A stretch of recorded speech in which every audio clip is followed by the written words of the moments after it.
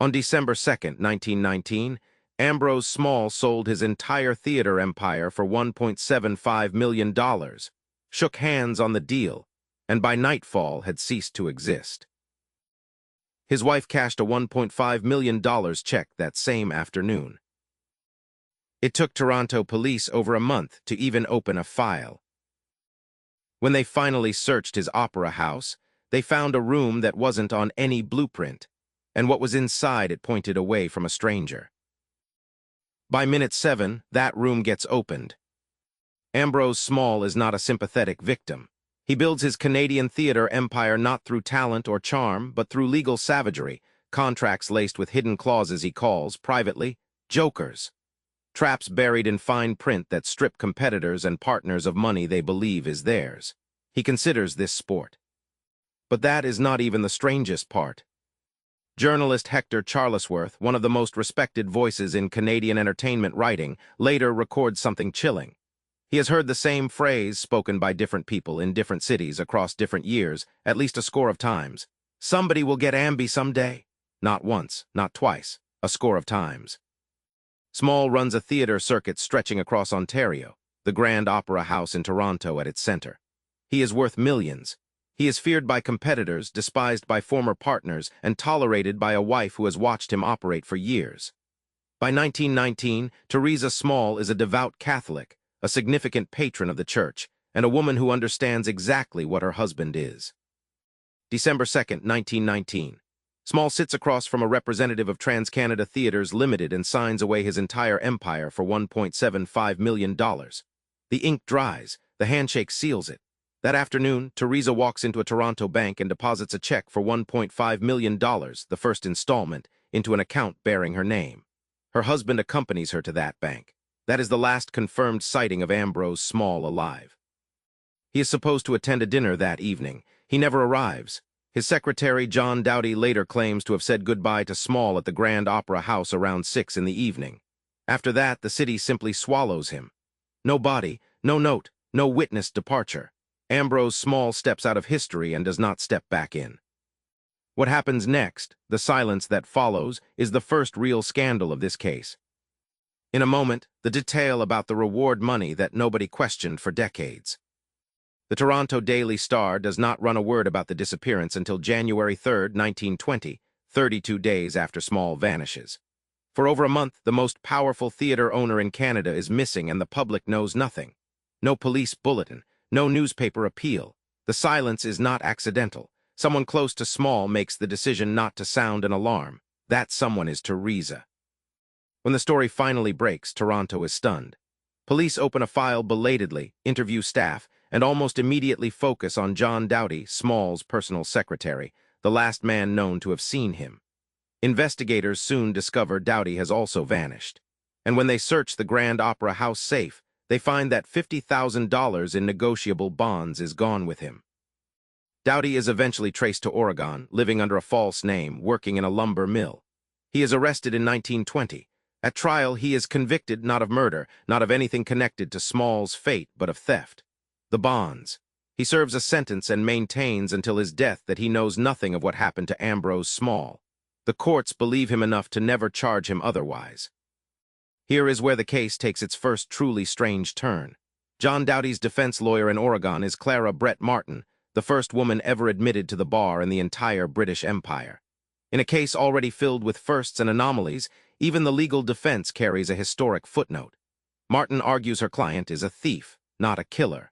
The jury agrees on the first charge and finds no evidence of the second.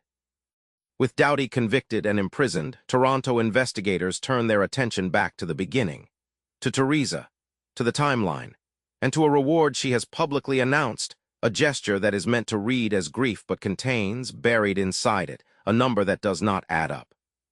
The reward offer is the detail nobody questions at the time, but they should have.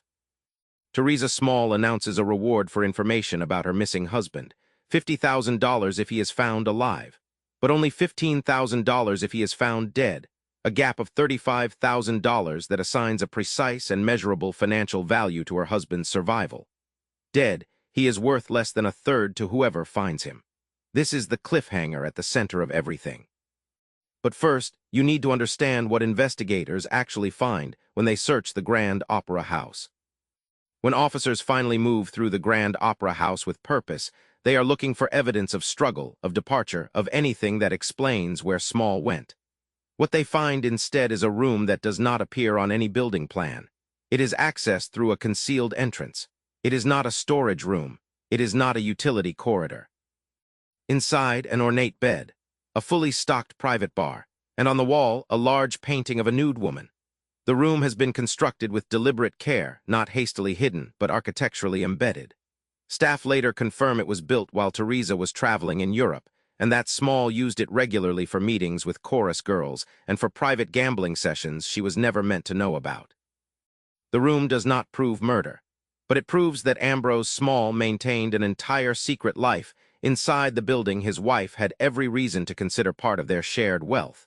It proves motive exists, and it places that motive not with a stranger or a rival businessman, but with the woman sleeping in his house.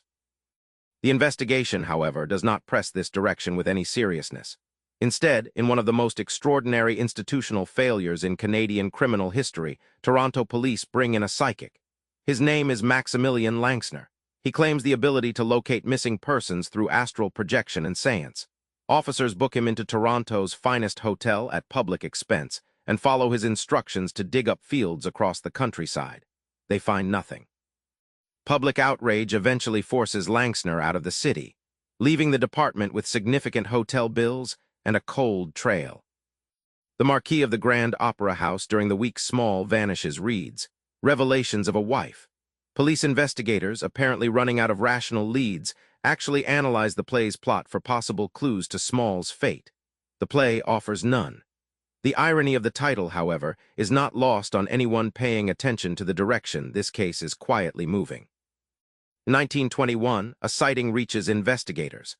A man in Des Moines, Iowa, matching Small's description is discovered in a state of near catatonia, reportedly missing both legs, barely responsive, capable of producing only 4 words.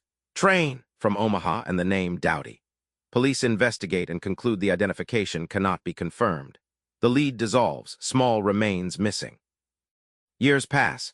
The case does not close, but it calcifies. Too many suspects, too little physical evidence, too much time elapsed. Then in 1936, the Ontario Attorney General orders a formal public inquiry. It is presented as a final, comprehensive review of all available evidence. Its public conclusion is that Teresa Small bears no responsibility for her husband's disappearance. The inquiry clears her completely. Case effectively closed. What the inquiry does not mention is what makes this case something else entirely.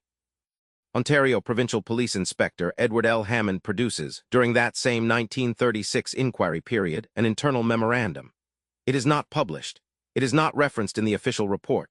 It concludes in direct contradiction of the public verdict that Teresa Small is likely the brains behind her husband's disappearance. Hammond specifically questions her alibi, that she was at a convent when Ambrose vanished, calling it unverified and structurally convenient. The official inquiry makes no mention of this memorandum. None.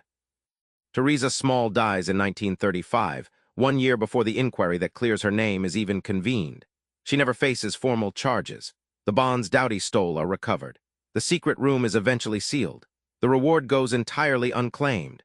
No body is ever found. No cause of death is ever established.